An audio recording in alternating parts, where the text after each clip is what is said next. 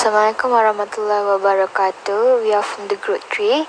Going to present about completion damages for non-completion, partial occupation and sectional completion, and defects after completion.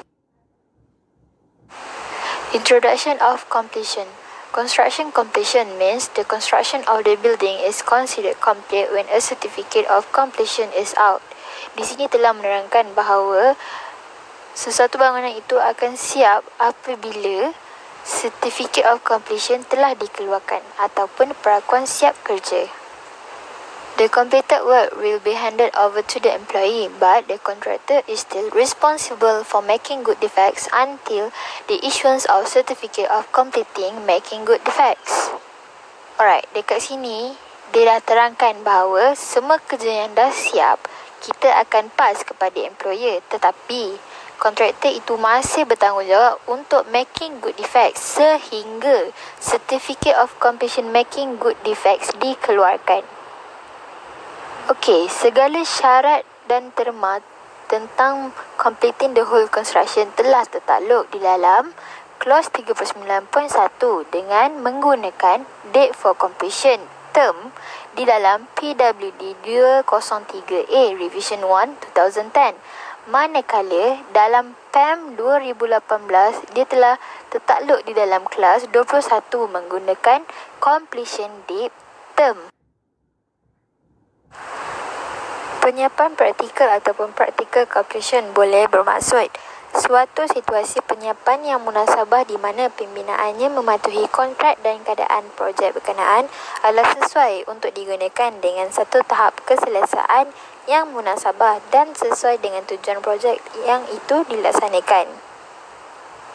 Dalam erti kata lain, penyiapan praktikal boleh juga diartikan sebagai situasi di mana pembinaan yang dilaksanakan telah mematuhi segala kehendak kontrak dari segi reka bentuk, bahan yang digunakan, mutu kerja yang dikehendaki dan aspek-aspek lain yang membolehkan klien menduduki atau menggunakan projek berkenaan dengan selesa. Di dalam PAM 2018 Clause 15.2 dan PWD 203A Revision 1 2010 Clause 39.2 dan 39.3 telah tertakluk bahawa kontraktor hendaklah memohon completion certificate. Contractor shall notify the contract administrator in writing when the works has achieved practical completion. The inspection must be made by contract administrator within specified days of receiving notice.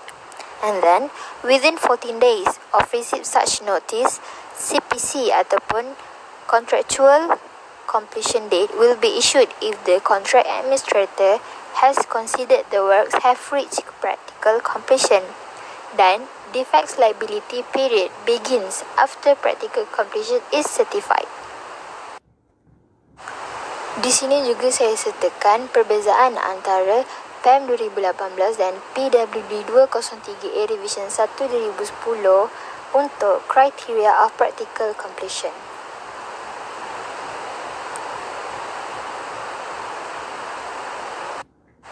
Ini adalah prosedur issuing Certificate of Practical Completion atau satu prosedur di mana untuk kita memohon CJ kerja untuk practical completion. Okey, bila kita dah tahu sesuatu construction itu adalah practical completion, pemeriksaan bersama employer, superintendent officer ataupun SO dan kontraktor akan dijalankan. Dan satu persoalan akan ada, iaitu does the project fulfill all criteria for practical completion? Ataupun adakah projek berkenaan telah memenuhi segala kriteria untuk penyiapan praktikal? Jika ya, perakuan siap kerja dikeluarkan kepada kontraktor dan tempoh liability kecacatan bermula daripada situ. Jika tidak, senarai kerja yang belum sempurna dan kecacatan diserahkan kepada kontraktor untuk diambil tindakan. Manakala kerja-kerja pembetulan oleh kontraktor akan dijalankan dan pemeriksaan bersama employer, SO dan kontraktor akan dijalankan semula sehingga kriteria tersebut dipenuhi dan perakuan siap kerja akan dikeluarkan kepada kontraktor kembali. Alright, these are consequences of certificate of practical completion ataupun kesan-kesan jika certificate of practical completion dikeluarkan. Pertama sekali adalah Defects liability period ataupun DLP begins. Interim payment certificate will be earned. Contractor's liability also for insurance will be ends. Contractor's liability for liquidated damages ends. The contractor's license to be on site also will be end. Release of the performance bond or any balance to the contractor. Based on PAM 2018 Clause 39, 3 months after practical completion, and based on PWD 203-2010 Clause 13.5, upon the issuance of certificate of completion of making good defects. Manakala ini adalah certificate of practical completion berdasarkan PWD 203, seperti anda boleh lihat. Non-completion. Okey, tadi kita dah cerita pasal completion. Sekarang kita cerita tentang non-completion.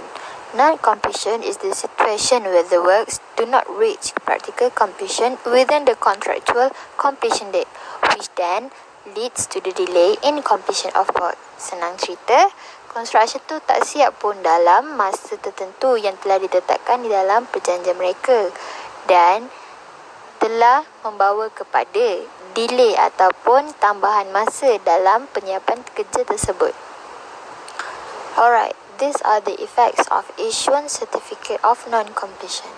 The employer is entitled to be compensated for all losses suffered by him for the delay beyond the contractual completion date, and the amount of LED to be paid to the employer is calculated based on the rate stated in the appendix.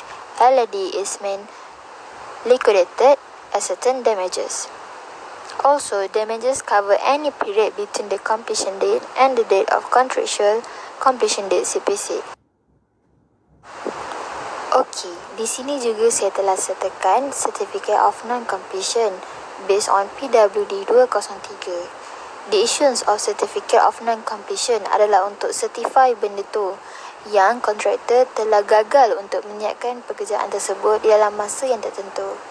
Normally issued on the completion date, which is selalunya benda ini akan based on the completion date tersebut. Damages for non-completion. Okey, bila ada damages, kita akan delay ataupun kita akan memohon untuk extend of the time. Jadi, kesan daripada delay tersebut akan ada liquidated and ascertained damages, which is LAD, dan determination. Selalunya, kelambatan masa adalah disebabkan kontraktor tersebut gagal untuk menyiapkan kerja tersebut dalam specified time yang telah dinyatakan dalam kontrak ataupun yang telah dinyatakan dalam extended time tersebut. The contractor is liable with liquidated ascertained damages LAD in the event of late completion. Berdasarkan PAM 2018 Clause 22 dan PWD 203 Revision 1 2010 Clause 40, liquidated damages is a sum of money, jumlah wang pre-agreed by the parties as being payable if the works are not completed by completion date or extended date. Also, it runs from the completion date or any extended completion date upon issuance of certificate of non-completion to date of practical completion, which is upon issuance of certificate of practical completion or date of termination. However, based on PAM 2018 Clause 22.2, jumlah ini hendaklah genuine pre-estimate of the likely loss to the employer if the whole works are delayed. Alright, ini adalah damages for delay in completion. Kita nak kira sekarang ni penilaian kadar ganti rugi untuk projek swasta. Okay, bagi projek swasta, bila dia melaksanakan projek yang berasaskan perniagaan adalah diorang untuk cari keuntungan, maka penentuan kadar ganti rugi ini lebih jelas dan mudah untuk dikira. Pengiraannya adalah berdasarkan kerugian yang akan dialami oleh klien sekiranya projek itu lambat disiapkan. Dengan mengambil kira segala kos-kos yang terlibat bagi 1 bulan dan dibahagikan dengan 30 untuk mendapatkan kadar bagi sehari. Perkara-perkara yang diambil kira termasuk contohnya kadar sewa, kos jualan, kos penyelenggaraan, faedah bank dan lain-lain. Penilaian ganti rugi untuk projek swasta dan projek kerajaan adalah berbeza. Okey, bagi sektor awam ataupun kerajaan, jumlah ini agak sukar ditentukan kerana projek sektor awam lebih mirip kepada projek melaksanakan tanggungjawab sosial yang tidak mendatangkan keuntungan. Macam mana projek swasta kau untung? Okey, contoh-contoh projek yang tidak mendatangkan keuntungan adalah sekolah, jabatan, balai raya, klinik dan lain-lain. Oleh itu, bagi projek sektor awam, asas yang digunakan dalam menilai jumlah ganti rugi ini adalah berdasarkan harga kontrak ataupun kontrak sum, kadar pinjaman asas atau base lending rate dan bilangan hari dalam sebulan. Formula ini adalah berasaskan kepada kadar bayaran balik bagi suatu hari seandainya wang membiayai projek ini seolah-olah dipinjam dari bank.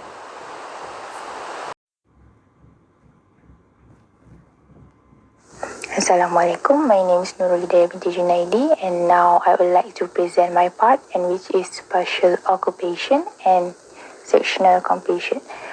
So this is the definition that I get from PAM 2018 contract and PWD 203A contract. So the partial occupation can be defined on a situation that some part of the building in the project will be taken over by clients before entire construction works achieve practical completion. Take over or take the ownership of the building only can be made when the contractor agreed to let the client take over. It can be done for many times, which means unlimited as long as the building is still ongoing without interruption from the client, and as long as the certificate of the practical completion not been issued yet.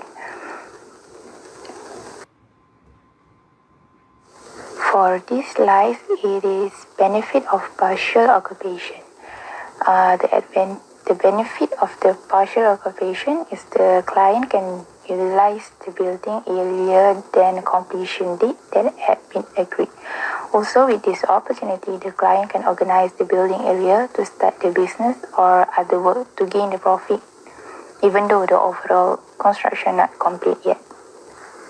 For the contractor, usually, the contractor will welcome the client to take over the specific part so they can let go all the responsibility and risk to their client. The second point is the contractor also will lose the responsibility towards defect liability period and the compensation for the specific parts of the building after the client had taken over the parts of the building.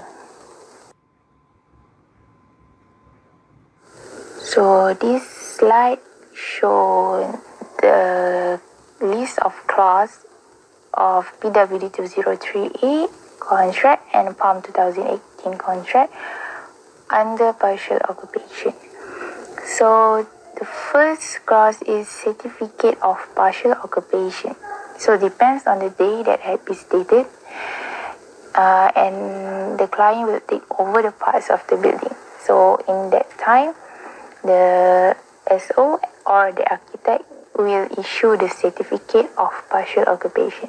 So on the certificate will stated the estimation price for the parts of the building, and the price that being stated on the certificate will be the specific part, not the whole building.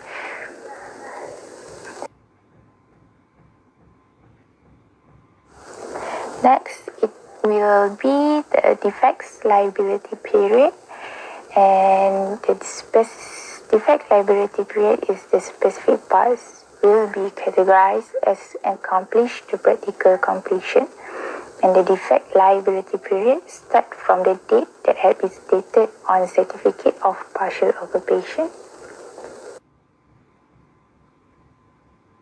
Next slide, it had two clauses, and which is certificate of making good defects and reduction of liquidated ascertained damages. So, certificate of making good defects. All the defects which happen during the defect liability period will be responsible by the contractor by using their own expenses to repair the defect of the construction project. So after all works of repairing is done, the certificate of making good defect will be issued by the responsible party. So next is reduction of liquidated ascertained damages. The value of the compensation should be deducted from the parts of the building, only the parts of the building that have been taken over by the clients. Next class will be the insurance of the works. Insurance of works does not involve if the partial occupation happened, but the company of the insurance should take note of partial occupation works. So this is performance bond. Performance bond doesn't involve on partial occupation. So the contractor will not get the money of the performance bond and the guarantee money if they are made partial occupation. So now the parts of sectional completion. So the definition I get from the POM 2018 and PWD 203A contract. So for the example of the definition, some clients will make a request on construct some part of the building to construct first from the others with the intention to run the building first for early opening. So such as when property project, some clients will request to construct a few units house to make it as show unit. It's help to increasing the sale of properties, and show unit house is attracting the customer to buy the properties at the same time. Next slide shown the requirement on the sectional completion. So the requirement is this term had been implemented on clause 14 under JKR 203A, and the clients can fill the forms if the clients had intention to use it. So next point is client must state the requirement and terms to complete the project by sectional, and the contractor must identify on the form and fulfill the client requirements, such as which part of the building must complete first, date of site ownership, complete date, and compensation. So the compensation is important thing that must be stated at the document tender to make sure the contractor follow the due date that had been given. Compensation also important to let the contractor realize the consequences if they have failed to complete the construction. And compensation also helps the contractor analyze and determine the construction period and tender price in tender stage. So last but not least, meaning on which level of completion means that the complete part of the building had been followed the requirement of condition of contract, functioning well and comfortable to run and occupy. So this is the clauses that effect towards sectional completion. But before that, I would like to explain that each part of the building that have been divided will be considered into one contract that deals with different specific issues combined with the same issues for some part. Example for different issues is such as practical completion, extension of time, compensation, and defects liability. Meanwhile, the issues that same with some parts are work insurance and final payment. So now this is the clause that give effects towards sectional completion. So first is certificate of practical completion. So the contractor will receive the certificate of completion after the parts of the project reach the level of practical completion and follows the terms and conditions that have been stated. So second point is delay and extension of time. The extension of time for this part of building must be managed separately with the other parts. For example, if the parts of the building, the specific parts of the building that had delay, the contractor had the opportunity to apply the extension of times. But the contractor only needs to apply for those part building only without relate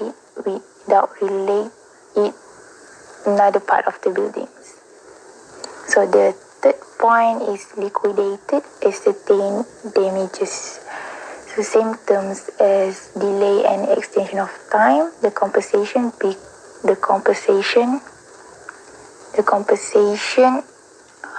will be managed separately from another parts. So the contractor will be not given any compensation if they are succeed on reach the practical completion for only that part. And last but not least, defect liability periods starts when the contractor receives the certificate of practical completion, and while on the period, the contractor must hold the responsibility of repairing the entire defects on the parts of the building with their own expenses. However, it has some parts that doesn't affect while using sectional completion, but it's still include on the contract document. So first is insurance of works.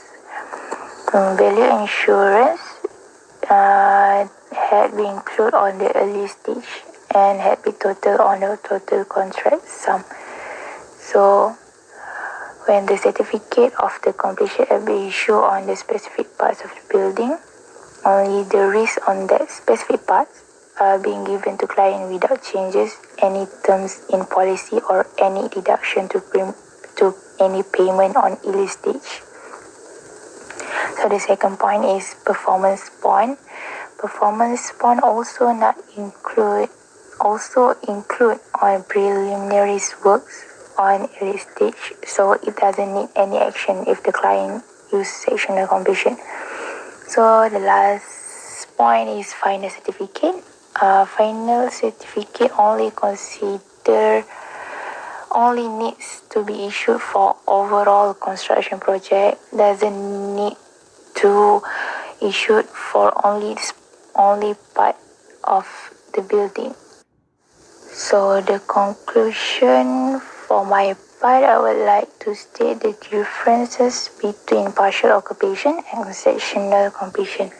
So for sectional completion, the client requirement must be stated on the tender document and condition of contract.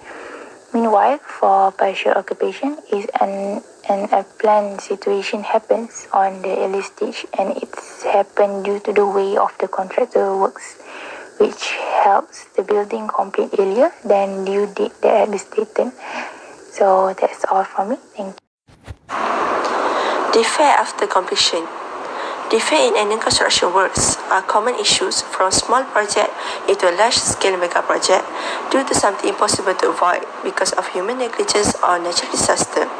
In order to resolve this problem, borrow contract JK 203A specially provided for defect that occur during defect liability period that must be made good by the contractor at his own cost.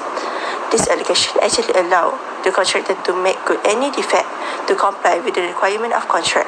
However, making good defect must be made if only because of material and quality of work does not meet the contract requirement. So, defect disebabkan oleh klien itu sendiri tidak menjadi tanggungjawab kontraktor. Defect liability period is a period of time where the contractor is responsible to fix any defect in the project. It starts from the practical completion had been certified until a period of time that had been agreed before. Commonly, it took 12-month period of time, but if it does not given ataupun klien tidak memberi apa-apa maklumat, 12-month period of time will be considered as stated in clause 45 of borang contract JKR 203A. As we can see here, this is example of borang contract JKR 203A, ataupun kita boleh tengok defect daripada period ini di condition of contract. Instruction to make good can be divided into two, which is written instruction and schedule of defect. Written instruction. This method provides a duration of time for defect to be repaired before the expiration of defect liability period. A schedule of defect is issued. As stated in PWD Form 203A, SO shall issue written instruction to the contractor to make good such defect which may appear and which are due to material of good or workmanship not in accordance with the contract. All instructions in this category may be issued at any time during the LP. Biasanya written instruction ini sesuai untuk kecacatan yang perlu diperbaiki dalam keadaan segera. Walau bagaimanapun, kecacatan yang tidak perlu diperbaiki dalam keadaan segera juga boleh menggunakan metod ini. Schedule of defect. Defect in this category are usually defects that do not require immediate action. All defects are listed in the schedule by the SO and submitted to the contract not later than 40 days after the DLP expired. The entire period of making good defect must be not later than 3 months after the schedule received. However, in PEM contract 2018, the contractor shall make good the defect specified within 28 days after receipt of the schedule of defect or within such longer period as may be agreed in writing by the architect. Default in remedying defects. Schedule of defect must be given within 40 days after expiration of the LP. If failed to do so, the client right to repair the defect is terminated. So, client tak boleh nak claim apa-apa dekat contractor untuk baiki apa-apa kerosakan. If the contractor failed to obey, the cost shall be deducted from remaining unpaid payment or recover from the performance bond or as debt to the contractor. Diminution in value of work. Ia berlaku in the event of a defect which is impractical to repair and inconvenient to the government to have the contractor remedy the same. The amount of diminution shall be recoverable from the contractor as a debt due under the contract and shall be recovered by performance bond. Dan juga jika kontraktor itu gagal memperbaiki kecacatan itu, SO juga perlu consider untuk hire another contractor. Dan segala perbelanjaan hendaklah ditolak daripada baki wang kontraktor yang masih belum dibayar. Dan jika baki wang itu tidak mencukupi jumlah berkenaan, hendaklah ditolak daripada perform bond atau dikira sebagai hutang kontraktor kepada klien. Certificate of completion making good defect. It indicates the completion of the contractor responsibility for a project, especially regarding making good defect. According to the PEM 2018 dan PWD 203A, when the contractor has finished making good defect, content and schedule of defect, and SO consider that all defects have been made good, the SO must issue a certificate to that effect. The issue of CMGD is a condition precedent for the issue of the final certificate and release of balance of retention.